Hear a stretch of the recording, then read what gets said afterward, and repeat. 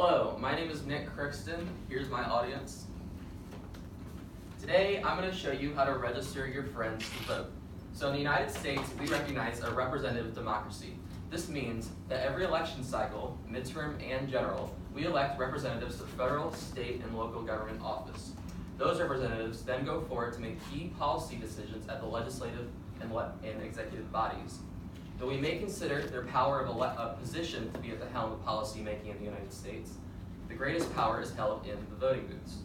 And as such, it is so vital to our democracy that every eligible voter is registered and active at the polls.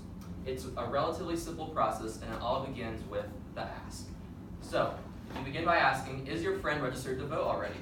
If so, are they registered at their current address? This is important to ask our college friends, whose precinct may not be in the same area as their university.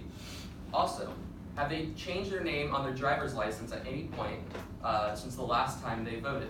This is important to ask any registered voter, as their driver's license is their entry ticket to the polls. If they're not yet registered, ask them if they'd like to be. If they say no, politely thank them for their time.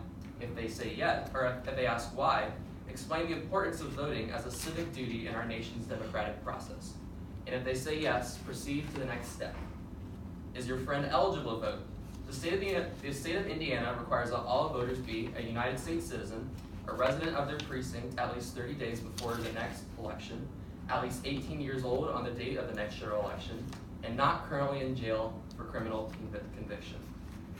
Also, make sure you're registering them under the appropriate circumstances. The state of Indiana will not recognize registration applications within 29 days of an election that an individual is registering for. If all checks out, proceed to either method of registration, the first being the federal form. This is the federal form. It's the easiest form to use because it's much more streamlined than most state-issued forms.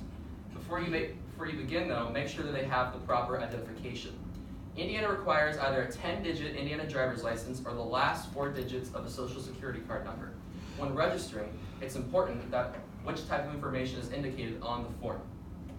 Then proceed to fill out the required information. They must check the boxes at the top to confirm their U.S. citizenship and eligibility to vote in the next election.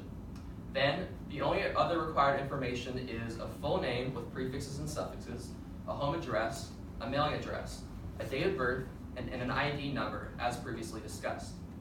If they wish to, they may but are not required to indicate a choice of party and their race or ethnic group. If they need to, they must indicate a change of name in box A, a change of address in box B, whether their address is not a street address in box C, and if they're unable to sign here, then you sign box D.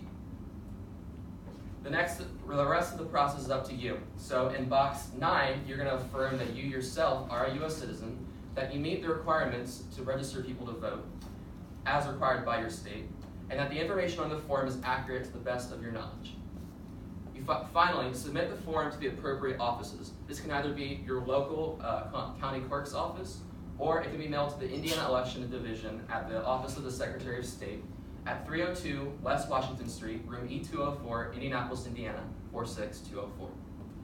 The second, much more easy process is through the Indiana Online Voter Portal, which can be completed independently by any voter at indianavoters.in.gov. It requires the same information as the federal form, just no signatures from the person who's performing the registration. Voting is essential to our American democracy.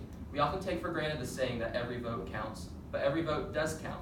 Whether it's yours, of friends, of neighbors, or family members, a vote equals a voice. So make sure that you and your loved ones are registered by the deadline, and make sure to head to the polls in November and make yourself heard. Thank you to my audience for listening. I hope that you found this presentation valuable.